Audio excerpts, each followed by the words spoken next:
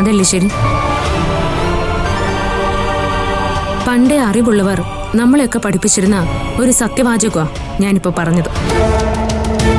സത്യം ഒറ്റ തവണ പറഞ്ഞാൽ മതി, മറിച്ച് കള്ളം പറഞ്ഞാ 100 തവണ നമ്മളത് മാറ്റി പറയേണ്ടി വരും.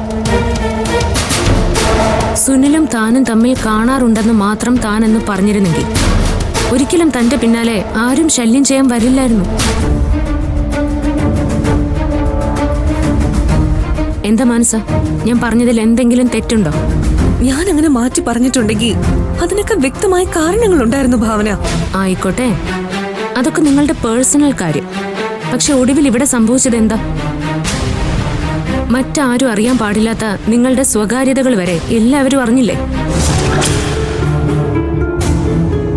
നിങ്ങൾ തമ്മിൽ കാണാറില്ല എന്ന് പറഞ്ഞ ശേഷം നിങ്ങൾ തമ്മിൽ കാണുന്ന ഫോട്ടോസും വീഡിയോസും ഒക്കെ കിട്ടിയതോടെ എല്ലാ പ്ലാനും പൊളിഞ്ഞില്ലേ?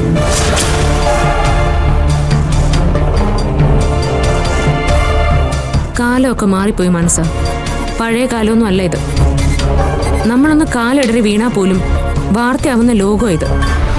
അതുകൊണ്ട് എപ്പോഴും എവിടെയും ഒന്ന് ശ്രദ്ധിക്കുന്നത് നല്ലതാ. ഭാവന, തെറ്റ് എന്റെ ഭാഗത്തും ഉണ്ട്. ഇങ്ങനെയൊക്കെ സംഭവിക്കുമെന്ന് ഞാൻ ഒരിക്കലും കരുതിയില്ല. സുനിലിനെ കാണാനില്ലെന്നും ഫോൺ സ്വിച്ച് ഓഫ് ആണെന്നും അറിഞ്ഞപ്പോ ശരിക്കും ഞാൻ പേടിച്ചുപോയി. ഞാൻ ബ്രേക്കപ്പ് പറഞ്ഞതുകൊണ്ട് അവൻ വല്ല അവിവേകവും കാണിക്കുമെന്ന് വരെ ഞാൻ ചിന്തിച്ചുപോയി.